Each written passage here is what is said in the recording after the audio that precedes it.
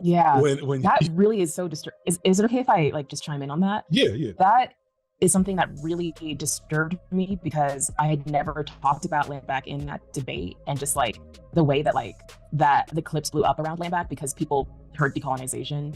It's just like the damage that did to talking about land back was just Yeah. really disturbing. Yeah, I agree. A lot of damage was done to the land back topic from Professor Flowers. I completely agree. Were you contacted to get your side of the discussion? What do you think? The narrative is also that Professor Flowers is pro-genocide, when if you watch this 3-hour-long thing, which I really did try. I could only get through the first 90 minutes because I watch more of this debate than Vaush has ever watched any of my content. Maybe. That might be true. I think I got the picture. And it proves my point because within the first 5 minutes, it's Vaush who brings up genocide. And yes, because, yeah, right? Yeah.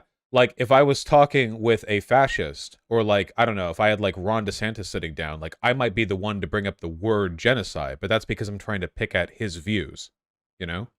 It seems like the fundamental bones are pretty similar, and then when you get into the logistics of creating an ethno-state, there's not really any way to do that without genocide, you know? Like, take South Africa, right?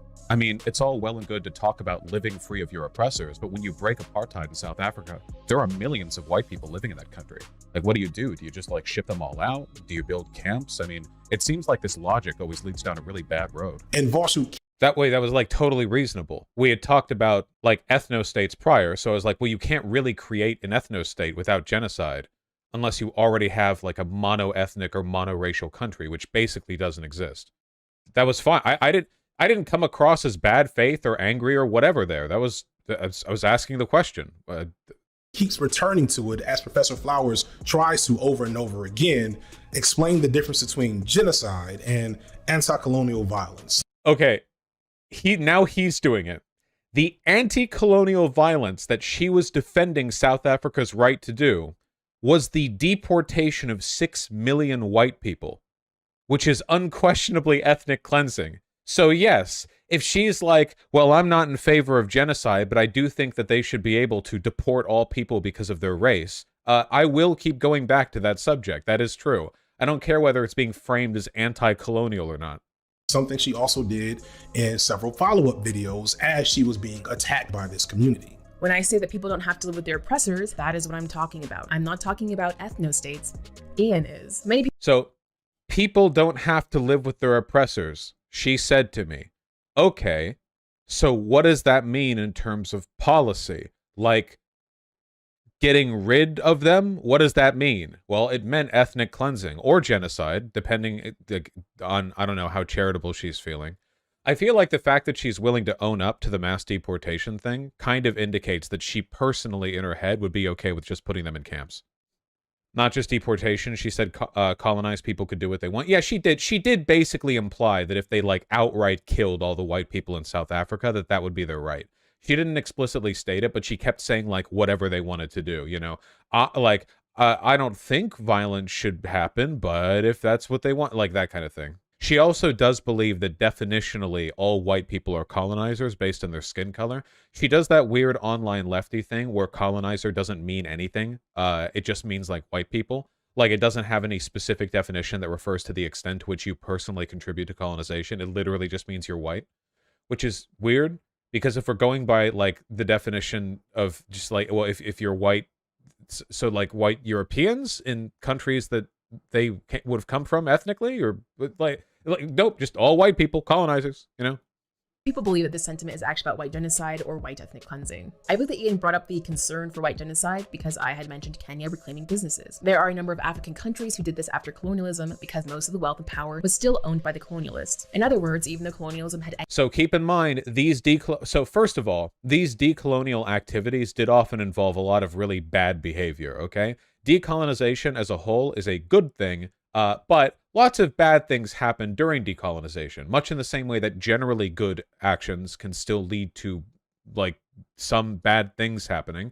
Also, there is a huge difference between reclaiming wealth systemically after you've decolonized your country and ethnically or racially deporting people. Big difference between those things. Again, this doesn't have to do with retribution. It has to do with power imbalances and attempts to... It doesn't have to do with retribution. That clip. to move toward greater equity. In these instances, when a given state takes back businesses, at times the countries who colonize that area stop having access to resource extraction, and sometimes the colonists running these industries leave. However, the ongoing effects of colonialism are still massive issues in post-colonial African countries. My main point is that fixing these problems by way of expropriation is not an ethnic cleansing, as I've seen people argue. This wasn't about accountability. This was a public shaming effort. Yes, that is true. I was publicly shaming her for being an ethnic cleansing denier. That is true. Or sorry, not denier, defender. Yes, I think that's okay. Anyway, so this is like a goalpost move. In the debate and in a bunch of follow-up videos, she was talking about like explicitly removing people from a country based on their race. Not just about the reappropriation of colonizer businesses, which I think is fine. Obviously, if your country has been basically like an apartheid-ridden, two-tiered society for decades and decades, or even centuries, and then you finally take back power from like the occupying force, like that's fine. Like the like Indians taking back stuff from the British Raj, of course that's fine. But I don't think you could then go, okay, like now that we've taken back businesses and political power from the British Raj, now we have the right to kill, enslave, or deport like millions of British people who live in India. Though I don't think millions of British people lived in India after the fall of the Raj. I don't actually know how many did. A lot of white people do live in South Africa, though. And really much worse than that. For half a year, Professor Flowers experienced nonstop harassment, leaving her in a deep suicidal depression, not just on the way she was treated, but also on how it affected, like... Yeah, this began the 6-month-long campaign of me hearing nonstop that she was being bombarded with harassment and never being given any proof of it, no matter how much my moderators asked for it. I think I saw one screenshot, literally one in total, of a DM that she had gotten, which was from like Vaush fan 88 DMing saying the N-word, comma, we are Vaush army, created like 3 days before the DM was sent or something, which,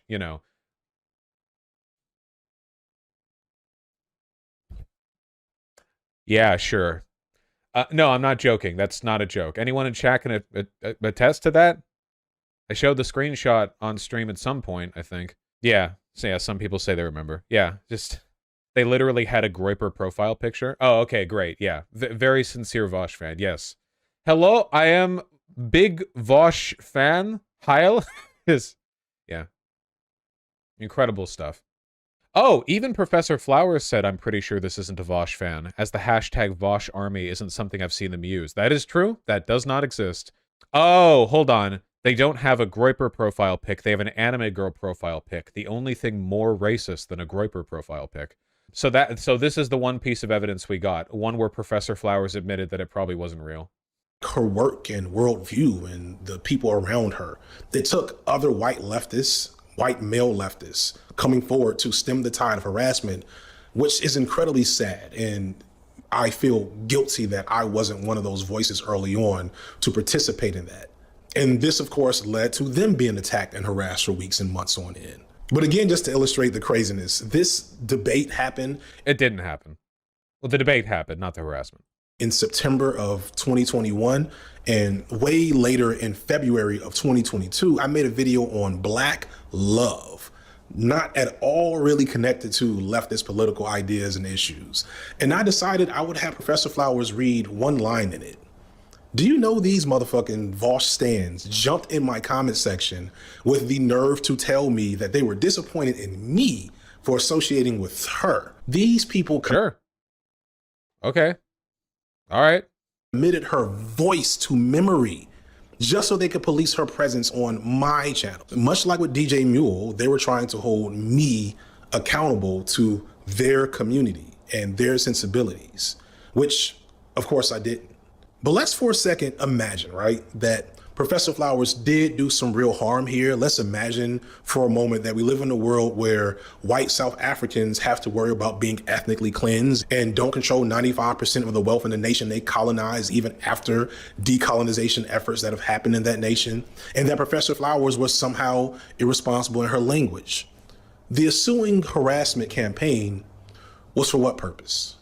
What lesson was to be learned there? What goal could people possibly have been pursuing? Stupid whining, and being done in bad faith as well.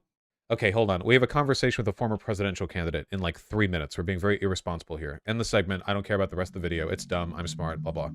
Okay.